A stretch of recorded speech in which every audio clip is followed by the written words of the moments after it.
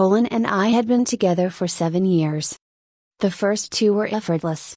He made me laugh in a way that made my stomach ache, introduced me to music I didn't know I loved, and held my hand like I was the only person in the world. But as he climbed the corporate ladder, the man I knew vanished. The charm faded into control. The little decisions of my life, the clothes I wore, the hours I kept, the weekends I spent became subjects for his critique. At first, I thought I was simply being supportive. I thought compromise meant adjusting, bending, sacrificing. I thought love meant survival, not flourishing. The breaking point came on a Thursday in September, at a rooftop party that should have been celebratory. The city was bright beneath me, a glittering web of lights, and the air smelled faintly of rain and exhaust. I was moving through the crowd with a glass of wine when I heard it, Colin, laughing, talking with a colleague near the bar. Backup plan, if Angelina keeps being too much. Too much. I froze mid-step, glass in hand, staring at the lights below. Every laugh, every casual word, pierced me deeper than I wanted to admit. The man I loved, the man I thought loved me, casually discussing replacing me as though I were a worn-out accessory. I didn't confront him that night. I didn't cry. I didn't scream. I went home, closed the door, and sat on the couch, staring out at the skyline. Clarity came quietly, and it was sudden. I realized I had a choice: continue shrinking myself until I disappeared entirely, or leave. The next morning, I began small acts of rebellion. I wore the red dress I loved instead of the navy one he preferred. I ate breakfast on the balcony alone, reading a novel I hadn't touched in years. I started taking early morning walks, just to fill the air in my lungs without him commenting on the time. Each tiny decision reminded me that I had a self that had been waiting to wake up for years. Colin noticed, of course. He asked why I was suddenly different. He thought he could manipulate me back into compliance with a mixture of charm and guilt. For the first time in my life, I didn't answer. I simply said, "I'm thinking." 2 weeks later, I packed a suitcase. No dramatic confrontation, no shouting, no threats.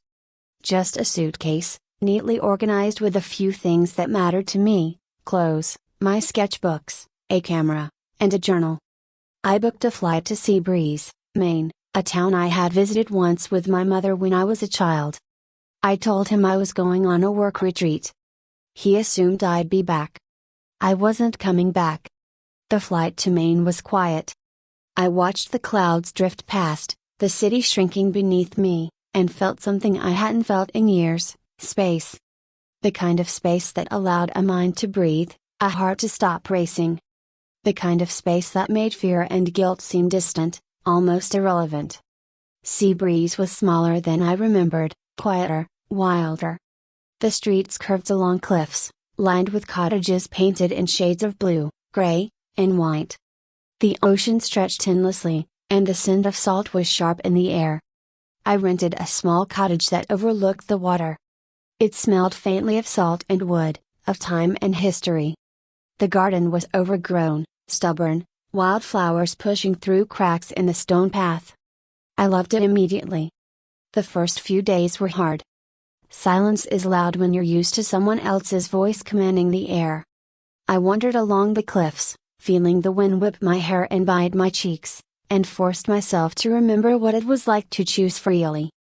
I realized how much of my life had been shaped by Colin's expectations, how many dreams I had folded away so I wouldn't inconvenience him. I found work at Maya's bookshop, a small sunlit store tucked into the corner of the main street. Maya, the owner, was sharp-eyed, kind, and pragmatic. She asked me nothing about my past, nothing about Colin. She only asked, "What are you capable of?" For the first time in years, someone asked about my ability, not my availability, not my compliance.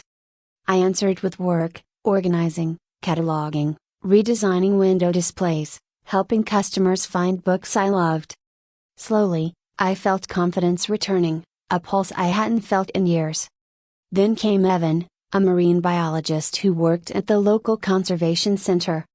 He was patient, quiet, the kind of man who listened instead of interrupting. Our friendship grew in simple ways: walks along the shoreline, coffee at the little cafe by the pier, conversations that didn't demand explanations or judgments. He never asked why I had left, he simply asked what I wanted. And for the first time in years, I could answer honestly. I also rediscovered my passions. I had loved painting in college but abandoned it for a career and a man. In Seabreeze, I painted the cliffs, the fog rolling in over the ocean, the wildflowers stubbornly breaking through stone.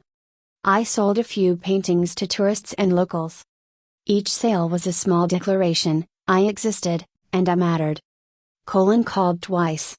The first time, pleading. The second, angry. Demanding to know why I had left, why I hadn't contacted him, why I hadn't come back. I listened, calmly, recording his voice on my phone, not for revenge, not for anyone else, but so I could remind myself I had the power to remain detached. Then I sent a message back, short and precise. I am building my life without you. 2 months later, a storm hit Seabreeze. Not metaphorical, real, howling, destructive. Trees bent, waves crashed over the cliffs, and rain lashed the streets like needles. I volunteered to help a neighbor rescue stranded pets and flood victims.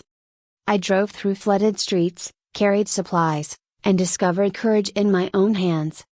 I realized that the life I thought needed safety and permission was mine to build, storm or no storm. That night, I sat on the porch of my cottage, wet, tired, and shivering, watching the first light break across the horizon. The sun burned the shadows of the past away, and for the first time in years, I felt alive, raw, and completely free. I had left everything behind: my career, my apartment, Colin, the person I had been forced to be. And I had no regrets. I had begun to reclaim myself. Seabreeze had a rhythm of its own. Mornings were quiet, broken only by the gulls and the distant crash of waves against the cliffs. The air was sharp and cold, but it carried freedom I hadn't felt in years. At first, the silence was almost unbearable. I was used to background noise, the hum of the city, the chatter of colleagues, the soft judgment in Colin's voice. Here, there was nothing but wind and water and me. I threw myself into the small routines that made life in this town tangible. I walked the shoreline at sunrise, boots sinking into wet sand, the ocean cold and relentless. I started painting again, splattering colors across canvases that smelled faintly of turpentine and possibility. I baked bread in the little kitchen of my rented cottage, the smell filling rooms that had no memories of Colin. I discovered a joy in small victories: the first loaf that didn't burn, the first canvas that captured exactly what I felt. I also found work at Maya's bookshop, a haven for lost souls and wandering minds. Maya, a woman in her 50s with sharp eyes and a calm demeanor, took one look at me on my first day and said, "Don't tell me who you are. Show me what you can do." Those words hit me harder than any therapy session ever had. I spent my days cataloging books, designing displays, helping visitors find treasures in the shelves. Every task reminded me that I had skill, that I had value, that I had ideas worth being heard. For the first time in years, my worth was measured by my ability, not my compliance, not my willingness to stay small. Then there was Evan. Evan worked at the local marine conservation center, studying the effects of tides on the cliffs. He was quiet, patient, and, in a way, the opposite of every man I had known in Chicago. He didn't rush. He didn't assume he knew me. Our friendship started simply a walk along the pier, watching the sunrise.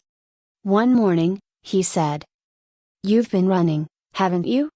I laughed, shaking my head. "Not running. Just catching up to myself, maybe." He nodded, as though he understood perfectly. And for the first time, someone did. Life in Seabreeze was not without challenges. I struggled with loneliness. There were days when I stared out at the ocean and wondered if I had made a mistake. The town was small, opportunities were limited, and I occasionally questioned whether I could rebuild the life I had left behind. But every time doubt crept in, I reminded myself, I was here for me. Not Colin, not a career, not the version of me he wanted. Me. I started painting with a focus I hadn't known existed. My first work was a large canvas of the cliffs at sunrise, waves crashing violently against jagged rocks, spray catching the light like diamonds. The title came to me, Breaking Free. I posted a photo online anonymously, and to my surprise, people responded. A few tourists asked if they could buy it. I sold it for more than I expected. Each sale was a confirmation, I existed, I mattered, I had power over my own life. Colin called once during those weeks. His voice was tense, almost pleading. Angelina, you need to come back. We can fix this. I didn't realize. I listened, quietly, letting the words wash over me without responding. When he finished, I said simply, I'm building my life. Without you. And I hung up. The true awakening came during a storm. Not metaphorical, the storm was real. Wind howled through the town, waves battered the cliffs, trees bent under the weight of rain. Roads flooded. Pets were stranded. I volunteered at a local shelter, helping evacuate animals and deliver supplies to neighbors whose homes had been damaged. I drove through rain-soaked streets, carrying blankets and crates, feeling my muscles ache and my heart pound not with fear, but with purpose. That night, soaked to the bone, I walked along the cliffs, feeling the wind whip my hair, listening to the roar of the ocean. I realized something essential: courage is not a feeling. It is a choice. Every day I had chosen myself, even in small ways. Every brush stroke, every walk, every decision to say no to Colin, every night spent awake in my own quiet thoughts, it all added up. I was brave because I kept choosing myself. Seabreeze became a place of rebirth. I explored the town, discovering hidden coves, tiny bakeries that smelled like cinnamon and sugar, antique shops stacked with forgotten treasures. I joined a small art collective, attending workshops and exhibitions. Each interaction reminded me that connection could exist without control, that community could exist without judgment. Through it all, Evan remained a steady presence. He never tried to fix me, never offered empty reassurances. He simply walked alongside me, sharing insights about tides, about life, about patience. One evening, after a long day painting murals in the local school, he said, "Look at what you've done here. Look at who you've become." I looked at him, unsure if I was ready to accept it. "I don't know if I'm finished yet," I said. "You never are," he replied, smiling. And that's the beauty of it. Then came the moment that changed everything. I had been posting small, anonymous reflections online, tiny notes about freedom, about leaving, about reclaiming your life. One evening, I recorded a short video. You can leave. You can choose yourself. You don't have to wait for permission. Freedom isn't loud, it's quiet. And it can start now. I posted it anonymously, not expecting anything. Within hours, it began circulating. Messages arrived from people across the country, thanking me for giving them courage. Women recognized themselves in my story. Some sent photos of their own small rebellions, their own steps toward freedom. I realized then that my story was not just mine, it was a story people needed. Colin's calls became sporadic. He sent angry texts, then pleading messages. He tried emails, voicemails. But I ignored all of them. My life had no room for him. My life had no room for the past. By now, painting had become more than a hobby, it was my anchor. I opened a small studio, offering classes to locals. People came not because I had been someone's girlfriend, not because of any status I had in Chicago, but because of me, my skills, my vision, my energy. I was building something tangible, something mine. And with each day, each brush stroke, each sunrise walked along the cliffs, I felt stronger. I wasn't the woman who had left Chicago out of fear or despair. I was the woman who had chosen herself. I was awake. The months passed, and Seabreeze became more than a town to me, it became a home. I no longer thought of Chicago with longing or fear.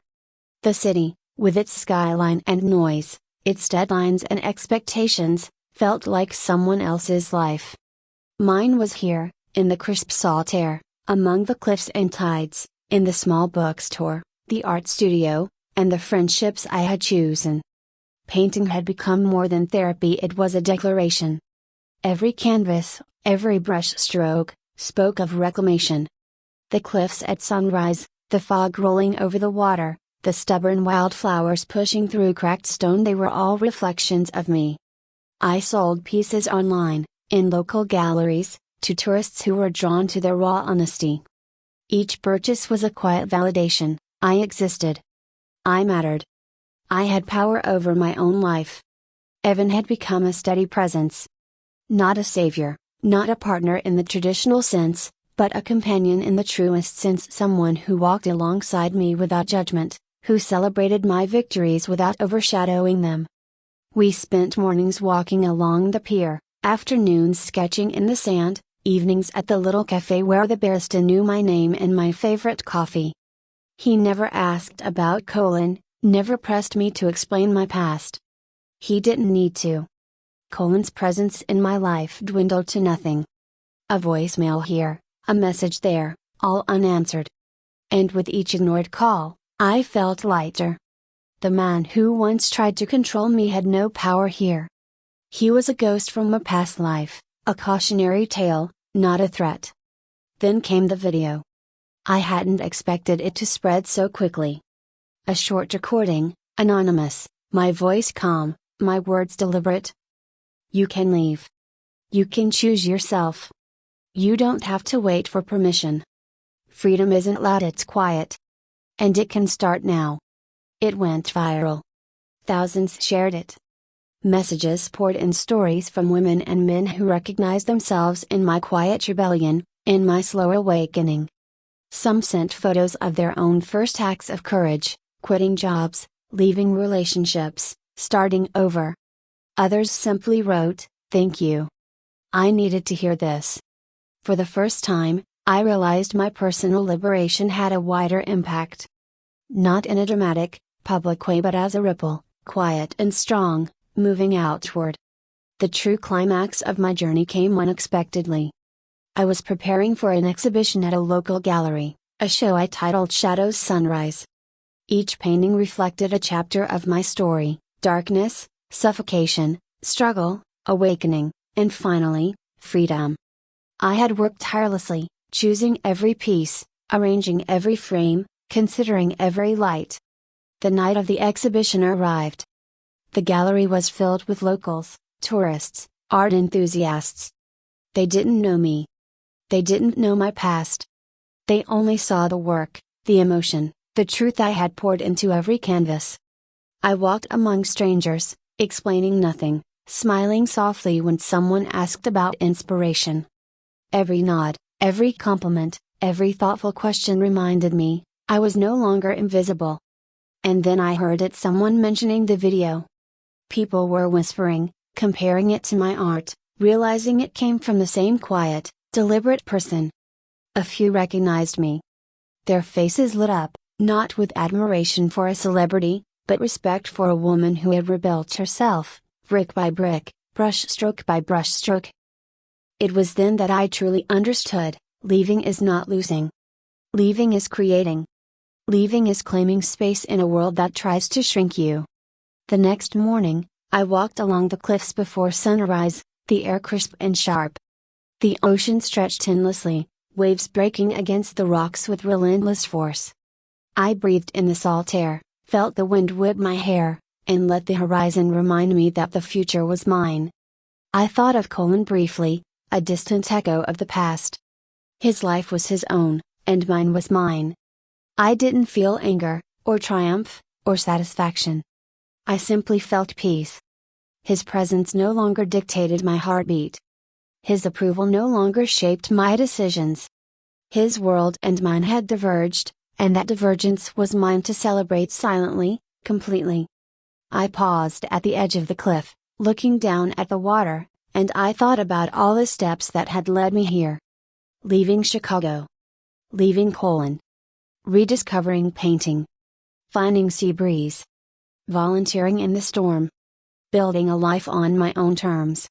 The small victories, the quiet decisions, the moments of courage that no one else would notice, they all had led to this, a life fully my own. As the first light broke across the horizon, casting a golden glow over the water, I felt something I hadn't felt in years: whole. Complete. Free. I realized then that life is not about holding on to people who diminish you. It's not about clinging to comfort that stifles your soul.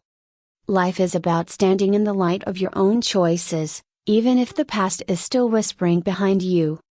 I walked back to my cottage, wet sand sticking to my boots, the wind still tugging at my hair.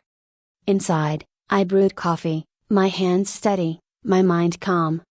I hung a new painting above the fireplace, a sunrise over the cliffs, fierce and untamed, wildflowers breaking through the rocks below. I smiled, knowing it perfectly mirrored the woman who now inhabited this life. Angelina Hart was no longer someone else's reflection. I was my own. And the horizon, infinite and uncharted, was mine to explore.